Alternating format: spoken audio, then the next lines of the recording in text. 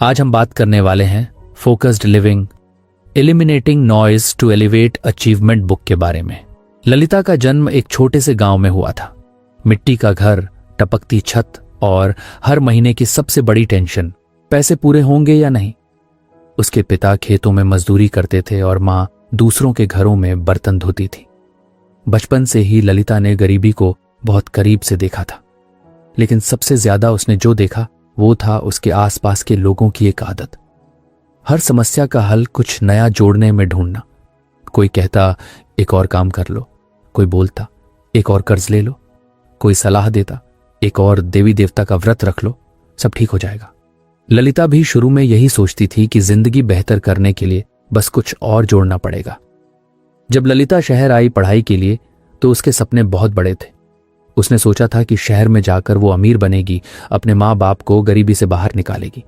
लेकिन शहर ने उसे जल्दी ही सिखा दिया कि सिर्फ सपनों से कुछ नहीं होता। कॉलेज के साथ साथ वो ट्यूशन पढ़ाने लगी, फिर एक कॉल सेंटर में पार्ट टाइम जॉब करने लगी। उसके दिन का हर घंटा भरा हुआ था। मोबाइल में ढेर सारे apps, motivational video, self help किताबों के नोट्स। उसे लगता था कि जितना ज्यादा वो करेगी उतना ही आगे बढ़ेगी। लेकिन अजीब बात यह थी कि इतनी मेहनत के बावजूद उसकी जिंदगी में शांति नहीं थी।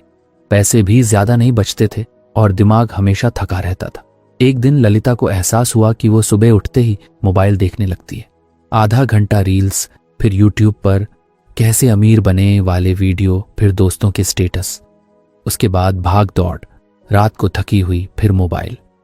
वो खुद से पूछने लगी, मैं इतना कुछ कर रही हूं फिर भी आगे क्यों नहीं बढ़ पा रही। जवाब उसे कहीं नहीं मिल रहा था। एक शाम कॉल सेंटर से लौटते वक्त उसकी मुलाकात एक बुजुर्ग अंकल से हुई जो उसी बस में रोज सफर करते थे। वो बहुत सादा रहते थे, न महंगे कपड़े न बड़ी बातें, लेकिन उनके चेहरे पर एक अजीब सी शांति थी। एक दिन अंकल ने उससे पूछ लिया, बेटी तुम हमेशा इतनी थकी क्यों रहती हो। ललिता ने हंसते हुए कहा, अंकल अमीर बनना है इसलिए मेहनत ज्यादा है। अंकल मुस्कुराए और बोले, अमीर बनने के लिए जोड़ना नहीं घटाना सीखो। ललिता को यह बात अजीब लगी। घटाना? उसने तो हमेशा यही सुना था कि ज्यादा काम करो, ज्यादा सीखो, ज्यादा कमाओ। अंकल ने बस इतना कहा, सोचना और कल बताना कि तुम्हारी जिंदगी में क्या क्या फालतू है। उस रात ललिता सो नहीं पाई। उसने पहली बार अपनी जिंदगी को ध्यान से देखा। उसने देखा कि वो बहुत कुछ कर रही है, लेकिन बहुत कुछ बेवजह कर रही है। अगले दिन उसने सबसे पहले एक छोटा सा फैसला लिया। उसने सुबह उठते ही मोबाइल देखने की आदत छोड़ दी।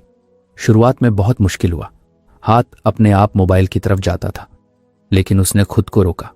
उस आधे घंटे में वो बस चुपचाप बैठी, चाय पी और दिन के बारे में सोचा। उसे महसूस हुआ कि दिमाग थोड़ा हल्का है। फिर उसने एक और चीज घटाई। उसने हर मोटिवेशनल वीडियो देखना बंद कर दिया। पहले उसे लगता था कि ये वीडियो उसे आगे बढ़ने की ताकत देते हैं, लेकिन सच ये था कि वो सिर्फ थोड़ी देर का जोश देते थे, काम नहीं। उसने तय किया कि अब वो कम सीखेगी, लेकिन जो सीखेगी उसे लागू करेगी। धीरे धीरे ललिता ने और भी चीजें घटानी शुरू की। बेवजह के खर्च, हर महीने नए कपड़े खरीदने की आदत, हर किसी को खुश करने की कोशिश। पहले वो हर दोस्त की मदद के लिए तैयार रहती थी, चाहे खुद थकी हो। अब उसने ना कहना सीखा। यह आसान नहीं था, लेकिन जरूरी था। एक दिन उसने देखा कि उसके पास थोड़ा पैसा बचने लगा है। ज्यादा नहीं, लेकिन पहले से ज्यादा। सबसे बड़ी बात यह थी कि उसके दिमाग में अब थोड़ी जगह बन रही थी। पहले उसका दिमाग हमेशा शोर से भरा रहता था, क्या करना है, क्या सीखना है, किससे आगे निकलना है। अब वो शोर कम हो रहा था। ललिता ने अपनी पढ़ाई और एक स्किल पर फोकस किया। पहले वो 10 चीजें सीखना चाहती थी, कंप्यूटर, इंग्लिश, सेल्स, मार्केटिंग, सब कुछ। अब उसने सिर्फ एक चीज चुनी जिसमें वो सच में अच्छी हो सकती थी। उसने बाकी सब छोड़ दिया। लोग बोले, इतना सब छोड़ दोगी तो पीछे रह जाओगी। लेकिन ललिता ने पहली बार दूसरों की आवाज को भी घटा दिया। कुछ महीनों बाद उसकी मेहनत दिखने लगी। जिस एक स्किल पर उसने फोकस किया था उसमें वो बहुत अच्छी हो गई। उसे एक बेहतर जॉब मिली। सैलरी बहुत ज्यादा नहीं थी, लेकिन पहले से स्थिर थी।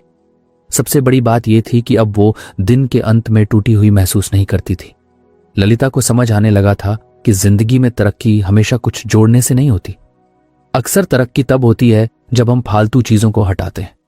जैसे खेत में अगर बहुत ज्यादा खरपतवार उग जाए तो फसल चाहे कितनी अच्छी हो, बढ़ नहीं पाती। किसान नई खाद डालने से पहले खरपतवार निकालता है। ललिता ने यही अपनी जिंदगी में किया। उसने रिश्तों में भी घटाव किया। जो लोग सिर्फ उसकी मेहनत का फायदा उठाते थे उनसे दूरी बना ली। जो लोग उसे नीचा दिखाते थे उनकी बातों को दिल पर लेना बंद कर दिया। ये सब घटाना दर्दनाक था, लेकिन इसके बाद जो शांति आई वो अनमोल थी। धीरे धीरे ललिता ने अपने माँ बाप की मदद करनी शुरू की। घर की हालत सुधरने लगी। गांव में लोग कहने लगे, ललिता तो बहुत आगे निकल गई। लेकिन ललिता जानती थी कि वो आगे इसलिए नहीं निकली क्योंकि उसने बहुत कुछ जोड़ा, बल्कि इसलिए निकली क्योंकि उसने बहुत कुछ हटाया। एक दिन वही बस वाले अंकल फिर मिले। ललिता ने उन्हें धन्यवाद कहा। अंकल मुस्कुराए और बोले, बेटी, जिंदगी एक कमरा है। अगर कमरे में कबाड़ भरा हो तो नया फर्नीचर लाने से फायदा नहीं, पहले कबाड़ निकालना पड़ता है। अगर आपको हमारी फ्री समरी अच्छी लगती है तो आप हमारे चैनल को सब्सक्राइब कर सकते हैं, हमारी मेंबरशिप खरीद सकते हैं या हमें यूपीआई के थ्रू सपोर्ट कर सकते हैं। अब समरी पर वापस चलते हैं। ललिता को यह बात दिल से समझ आ गई थी। अब ललिता अमीर सिर्फ पैसों से नहीं थी। उसके पास समय था, शांति थी और एक साफ दिमाग था। उसने सीखा कि फोकस्ड लिविंग का मतलब है कम लेकिन सही, कम ऐप्स, कम काम, कम शोर, लेकिन ज्यादा असर।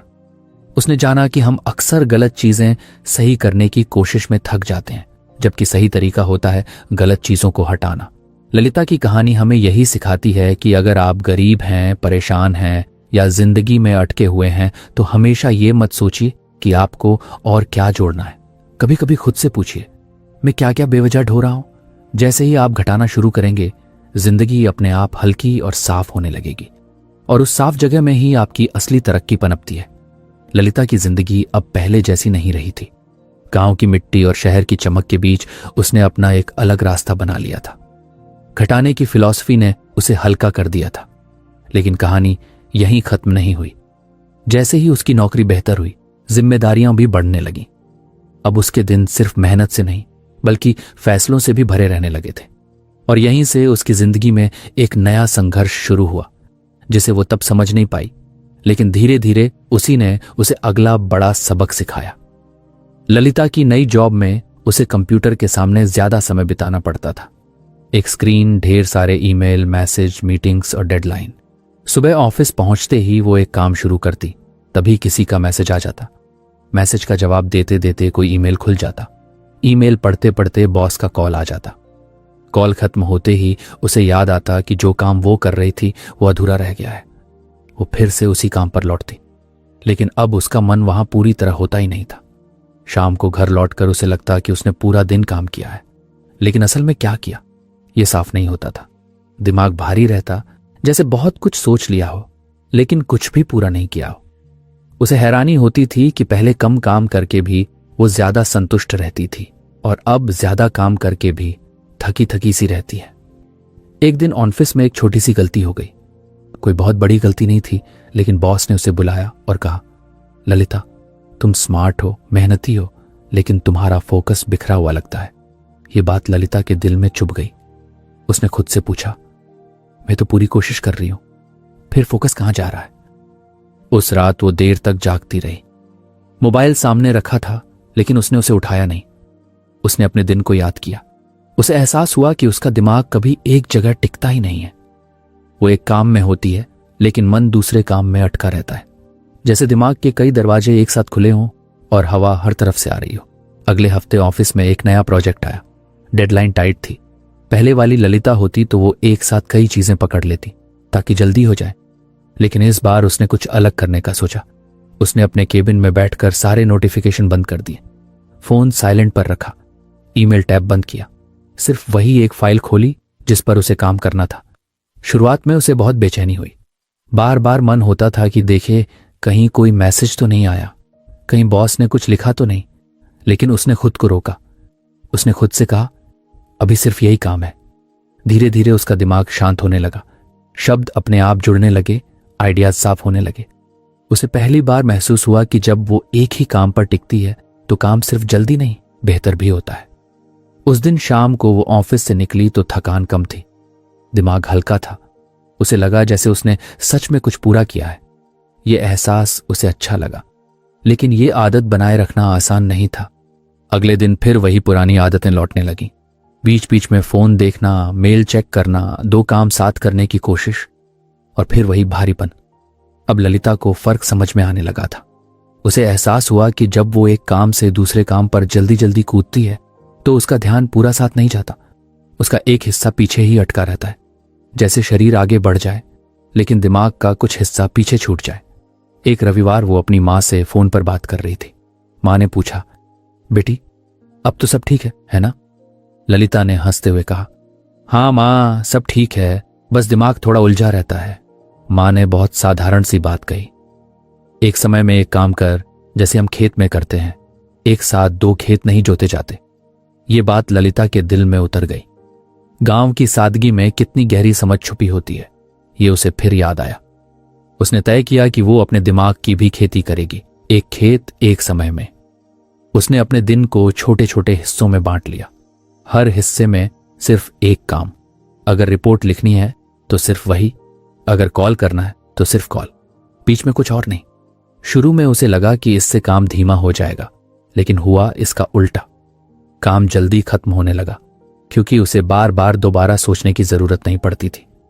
ललिता ने महसूस किया कि जब वो एक काम अधूरा छोड़कर दूसरे काम में जाती है तो पहला काम दिमाग में चलता रहता है, वो ध्यान चुरा लेता है। यही वजह थी कि वो थक जाती थी। अब जब वो काम पूरा करके आगे बढ़ती थी तो दिमाग भी आगे बढ़ जाता था। कुछ महीनों बाद उसका प्रदर्शन साफ दिखने लगा। बॉस ने उसकी तारीफ की। सहकर्मी पूछने लगे, तुम इतना शांत कैसे रहती हो? ललिता बस मुस्कुरा देती। वो जानती थी कि ये शांति बाहर से नहीं, अंदर से आई है। अब वो शाम को घर आकर भी चैन से बैठ पाती थी। पहले वो खाना खाते हुए भी काम के बारे में सोचती रहती थी। अब जब काम खत्म होता तो सच में खत्म हो जाता। वो अपनी माँ बाप से खुलकर बात करती, बिना बीच में दिमाग भटके। उसे एहसास हुआ कि ध्यान सिर्फ काम में नहीं, रिश्तों में भी जरूरी है। एक दिन वही बस वाले अंकल फिर मिले। ललिता ने उन्हें अपनी नई परेशानी और नया समाधान बताया। अंकल ने कहा, बेटी ध्यान भी एक बर्तन की तरह है, अगर उसमें पहले से कुछ भरा है तो नया डालोगी तो छलकेगा, पहले पुराने को खाली करना पड़ता है। ललिता को लगा जैसे किसी ने उसके अनुभव को शब्द दे दिए हों। उसने सीखा कि तेजी से काम बदलना दिमाग को स्मार्ट नहीं बनाता, बल्कि थका देता है। दिखने में लगता है कि हम बहुत कुछ कर रहे हैं, लेकिन असल में हम अपने ध्यान को छोटे छोटे टुकड़ों में तोड़ रहे होते हैं, और टूटा हुआ ध्यान कभी गहरी सफलता नहीं देता। ललिता अब अमीर सिर्फ पैसे और शांति में नहीं, समझ में भी हो गई थी। उसने जाना कि असली तरक्की तब होती है जब आप अपने ध्यान की रक्षा करते हैं, जब आप अपने दिमाग को इधर उधर भटकने नहीं देते, जब आप एक समय में एक काम को पूरा सम्मान देते हैं। उसकी कहानी यही सिखाती है कि अगर आप भी दिन भर बिजी रहते हैं लेकिन अंत में खाली महसूस करते हैं तो शायद समस्या मेहनत की नहीं, ध्यान की है। हर बार जब आप एक काम छोड़कर दूसरे पर जाते हैं तो आपका ध्यान पीछे छूट जाता है, और जब ध्यान बिखर जाता है तो काबिलियत भी कमजोर लगने लगती है। ललिता ने घटाना सीखा था, अब उसने ठहरना सीखा। उसने जाना कि जिंदगी दौड़ नहीं बल्कि ध्यान का खेल है। जो अपने ध्यान को संभाल लेता है वो हालात को भी संभाल लेता है, और यही समझ उसे गरीब से अमीर और फिर अमीर से संतुलित इंसान बनने तक ले आई। ललिता की जिंदगी अब एक नई रफ्तार में चल रही थी। घटाने की आदत और एक समय में एक काम करने की समझ ने उसे मजबूत बना दिया था। अब वो पहले से ज्यादा कमाती थी, ज्यादा शांत रहती थी और अपने फैसलों को लेकर ज्यादा साफ थी। लेकिन जैसे जैसे उसका कद बढ़ा वैसे वैसे उसके सामने मौके भी बढ़ने लगे, और यहीं से एक नया बोझ उसकी जिंदगी में धीरे धीरे घुसने लगा, जिसे वो शुरुआत में पहचान ही नहीं पाई। अब लोग उसे जानने लगे थे, ऑफिस में, रिश्तेदारों में, पुराने दोस्तों में। कोई कहता, ललिता इस साइड प्रोजेक्ट में जुड़ जाओ। कोई बोलता, वीकेंड पर यह कोर्स कर लो, बहुत काम आएगा। कोई रिश्तेदार कहता, बस थोड़ा सा टाइम दे देना, तुम्हारे लिए क्या मुश्किल है। हर मौका बुरा नहीं था, लेकिन हर मौका सही भी नहीं था। फिर भी ललिता ज्यादातर को हां कह देती थी, क्योंकि उसे लगता था शायद ये आगे काम आ जाए, या ना बोलना अच्छा नहीं लगता। धीरे धीरे उसका कैलेंडर फिर भरने लगा। काम के बाद मीटिंग, वीकेंड पर कॉल्स, छुट्टी के दिन भी किसी न किसी के काम में। वो सब कुछ कर तो रही थी, लेकिन अंदर से फिर वही पुरानी थकान लौटने लगी। फर्क बस इतना था कि इस बार वो समझदार थी, इसलिए उसे एहसास जल्दी हो गया कि कुछ गड़बड़ है। एक शुक्रवार की रात वो ऑफिस से लौटी। शरीर थका हुआ था, लेकिन दिमाग उससे भी ज्यादा। उसने सोचा कि वो पूरे हफ्ते क्या क्या करती रही। बहुत सारी चीजें थीं, लेकिन जब उसने खुद से पूछा कि इनमें से कितनी चीजों ने उसे सच में उत्साहित किया, तो जवाब बहुत कम था। ज्यादातर काम ऐसे थे जिनके लिए उसका मन बस ठीक है कहता था, न बहुत खुशी न बहुत फायदा। उस रात उसे अपने गांव के दिन याद आए। जब कोई काम आता था तो उसके पिता साफ कहते थे, ये करना है या ये नहीं करना, बीच का कुछ नहीं होता था। लेकिन शहर में ललिता हर चीज को तौलती रहती थी, सोचती रहती थी और अंत में आधे मन से हाँ कह देती थी। अगले दिन वो एक पुराने दोस्त से मिली जो अब अपना छोटा सा बिजनेस चला रहा था। बातों बातों में ललिता ने अपनी उलझन बता दी। दोस्त ने हंसते हुए कहा, ललिता, तू बहुत कुछ आधे मन से कर रही है। ललिता ने पूछा, तो क्या करूं? दोस्त ने बड़ी सादगी से कहा, अगर कोई चीज सुनते ही दिल से वास नहीं निकलता तो उसे छोड़ दे। ये बात ललिता को अजीब लगी, लेकिन सच्ची लगी।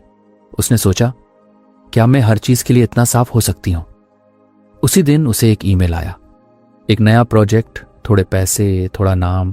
पहले वो बिना सोचे हाँ कह देती, लेकिन इस बार उसने खुद से पूछा, क्या मेरा दिल कह रहा है हाँ ये तो करना ही है? जवाब था नहीं, बस एक हल्का सा ठीक ठाक। उसने पहली बार उस मेल का जवाब ना में दिया। भेजते समय हाथ कांपे।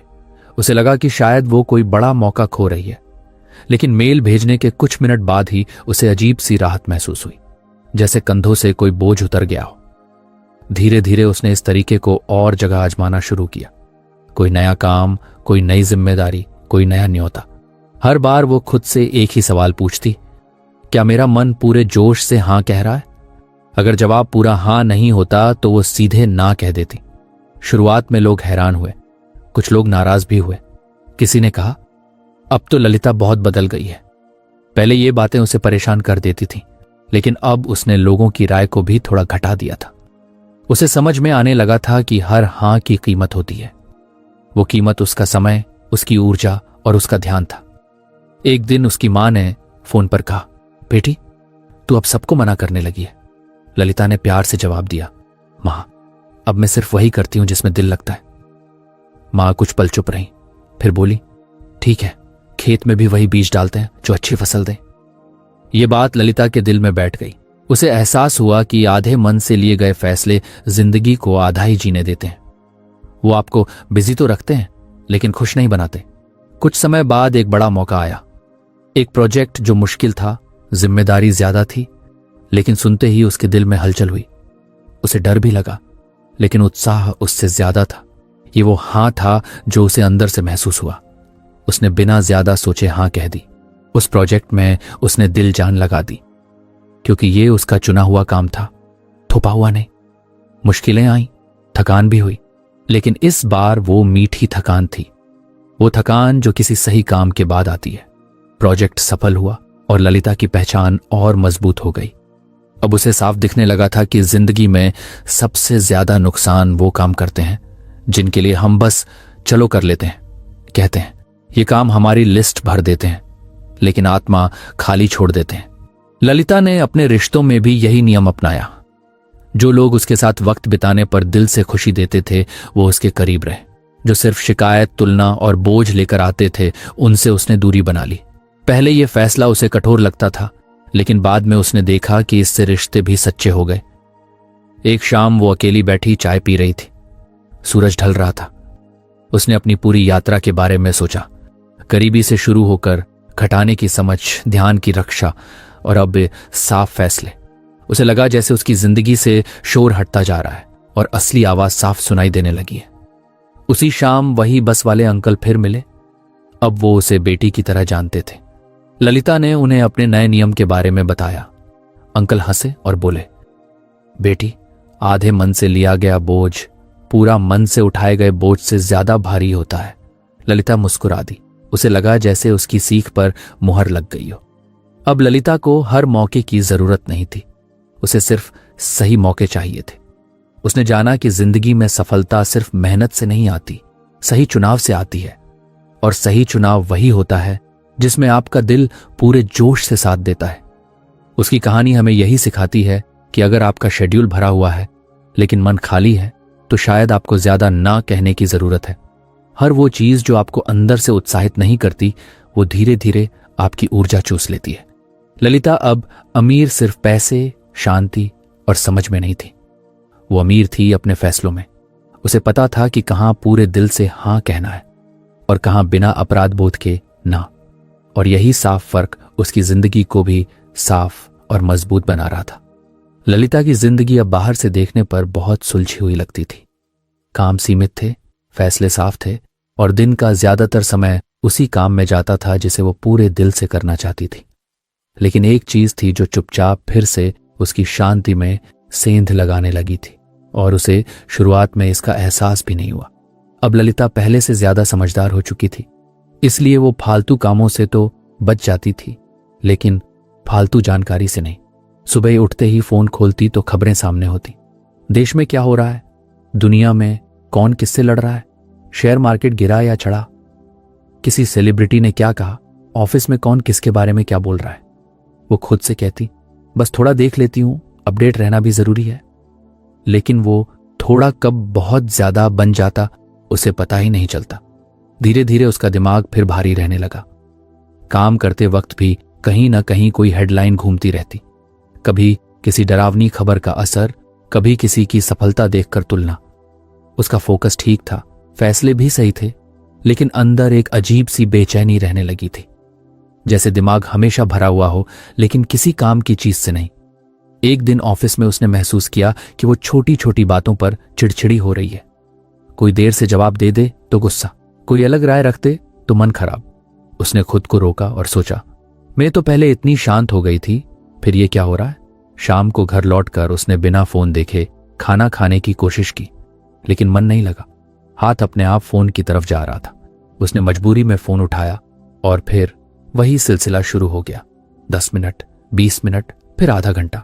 फोन रखने के बाद उसे लगा जैसे दिमाग और ज्यादा थक गया हो। उस रात उसे नींद देर से आई। उसने अपने अंदर झांक कर देखा, काम तो ज्यादा नहीं थे, फिर ये थकान क्यों। तभी उसे एहसास हुआ कि वो भले ही फालतू काम नहीं कर रही थी, लेकिन फालतू जानकारी रोज अपने दिमाग में भर रही थी, और ये जानकारी बिना पूछे, बिना जरूरत के उसके ध्यान और ऊर्जा को खा रही थी। अगले दिन लंच ब्रेक में सहकर्मी किसी बड़ी खबर पर बहस कर रहे थे, कौन सही है कौन गलत। ललिता भी पहले ऐसी बहसों में कूद जाती थी, लेकिन आज वो चुप रही। उसने महसूस किया कि इस बहस से न तो उसका काम बेहतर होगा न उसकी जिंदगी। फिर भी उसका दिमाग सुनने को मजबूर था। उसी दिन शाम को बस में बैठे बैठे उसे वहीं पुराने अंकल याद आए। अब वो कम ही मिलते थे, लेकिन उनकी बातें ललिता के साथ चलती थीं। उसने सोचा, उन्होंने हमेशा सादगी की बात की, कम रखने की बात की, तो फिर मैं अपने दिमाग को इतना क्यों भर रही हूं। घर पहुंचकर उसने एक छोटा सा प्रयोग करने का फैसला किया। उसने तय किया कि वो हर जानकारी को अपने अंदर आने नहीं देगी। उसने खुद से सवाल पूछा, क्या ये जानकारी मेरी जिंदगी, मेरे काम या मेरे अपनों के लिए अभी सच में जरूरी है। अगर जवाब नहीं होता तो वो उसे छोड़ देती। शुरुआत बहुत मुश्किल थी। सुबह खबरें न देखना अजीब लगता था जैसे कुछ मिस हो रहा है। ऑफिस में लोग किसी मुद्दे पर बात करते और उसे पूरी जानकारी न होने से असहजता होती। उसे डर लगता कि कहीं लोग उसे अनजान न समझ लें। लेकिन कुछ दिनों बाद उसने एक फर्क महसूस किया। उसका दिमाग सुबह से ही हल्का रहता, वो काम में जल्दी डूब जाती, किसी बेकार की चिंता या डर का बोझ नहीं रहता। उसे एहसास हुआ कि ज्यादातर खबरें उसके किसी काम की नहीं थी, लेकिन वो उसके मन की शांति जरूर छीन लेती थी। धीरे धीरे उसने अपने फोन की सफाई शुरू की, कुछ ऐप्स हटाए, कुछ नोटिफिकेशन बंद किए। उसने तय किया कि वो सिर्फ वही पढ़ेगी जो उसके काम से जुड़ा हो या जो उसे सच में कुछ सिखाए। बाकी सबको उसने अनदेखा करना सीख लिया। एक दिन उसकी माँ का फोन आया। माँ ने कहा, बेटी, टीवी पर बहुत बुरी खबरें आ रही हैं, डर लग रहा है। ललिता ने माँ को समझाया, माँ, हम वो देखेंगे जो हमारे हाथ में है, बाकी भगवान पर छोड़ देंगे। कहते हुए उसे खुद भी ये बात समझ में आई कि हर चीज जानना जरूरी नहीं होता। कुछ हफ्तों बाद ललिता की हालत पहले से बेहतर थी। वो कम परेशान रहती, कम तुलना करती और ज्यादा वर्तमान में जीने लगी थी। पहले वो दूसरों की जिंदगी देखकर अपने फैसलों पर शक करती थी। अब उसका ध्यान सिर्फ अपने रास्ते पर था। ऑफिस में एक दिन बॉस ने कहा, ललिता, तुम बहुत स्थिर लगती हो। ये सुनकर वो मुस्कुरा दी। उसे पता था कि यह स्थिरता बाहर से नहीं, अंदर से आई है। उसने अपने दिमाग की डाइट बदल दी थी। एक रविवार वो अकेली पार्क में बैठी थी। बच्चे खेल रहे थे, बुजुर्ग टहल रहे थे। उसने देखा कि ये लोग बिना किसी बड़ी खबर के भी खुश हैं। उसे लगा कि जिंदगी असल में बहुत साधारण है, हमने ही उसे जरूरत से ज्यादा जटिल बना लिया है। उसी शाम उसकी एक दोस्त आई जो हमेशा नई नई अफवाहें और खबरें लेकर आती थी। वो बोलती रही। ललिता सुनती रही, लेकिन अंदर कोई हलचल नहीं हुई। पहले वो ऐसी बातों के बाद बेचैन हो जाती थी, आज उसे फर्क ही नहीं पड़ा। दोस्त के जाने के बाद उसे लगा जैसे उसने एक बड़ी जीत हासिल की हो। ललिता ने अब जान लिया था कि जानकारी लेना भी एक काम है और हर काम की कीमत होती है। अगर आप बिना सोच समझे जानकारी लेते रहेंगे तो आपका दिमाग कभी खाली नहीं होगा, और खाली जगह के बिना कोई नया अच्छा विचार जन्म नहीं ले सकता। उसने महसूस किया कि जब इनपुट साफ होता है तो आउटपुट भी साफ होता है। जब दिमाग में शोर कम होता है तो काम में गहराई आती है। पहले वो बहुत कुछ जानती थी, लेकिन अब वो कम जानकर भी बेहतर काम कर पा रही थी। कुछ महीनों बाद जब वही बस वाले अंकल फिर मिले तो ललिता ने उन्हें बताया कि अब वो हर खबर नहीं देखती। अंकल हंसे और बोले, बेटी, हर आवाज सुनने वाला इंसान कभी अपनी आवाज नहीं सुन पाता। ये सुनकर ललिता की आंखें चमक उठी। अब ललिता जानती थी कि हर चीज से अनजान रहना बेवकूफी नहीं है, सही चीजों से जानबूझकर अनजान रहना समझदारी है। उसने अपने दिमाग के दरवाजे हर किसी के लिए खुले नहीं रखे। उसने तय किया कि कौन अंदर आएगा और कौन नहीं। उसकी कहानी अब एक नए मोड़ पर थी। उसने सीखा कि जैसे शरीर के लिए सही खाना जरूरी है, वैसे ही दिमाग के लिए सही जानकारी। कचरा खाओगे तो शरीर बीमार होगा, कचरा सुनोगे और पढ़ोगे तो दिमाग बीमार होगा। ललिता अब सच में अमीर हो चुकी थी, पैसे में, समय में और सबसे बढ़कर मानसिक शांति में। उसने जाना कि जिंदगी को बेहतर बनाने के लिए सिर्फ सही काम करना ही नहीं, सही चीजों को देखना और सुनना भी जरूरी है, और बाकी सबको प्यार से, समझदारी से अनदेखा कर देना ही असली आजादी है। ललिता की जिंदगी अब बाहर से देखने पर बहुत संतुलित लगती थी। उसने फालतू काम घटा दिए थे, ध्यान की रक्षा करना सीख लिया था, आधे मन वाले फैसलों से दूर हो गई थी और अपने दिमाग की डाइट भी साफ कर ली थी। फिर भी उसके अंदर कहीं ना कहीं एक पुरानी आदत अब भी जिंदा थी जो उसे चुपचाप थकाती रहती थी।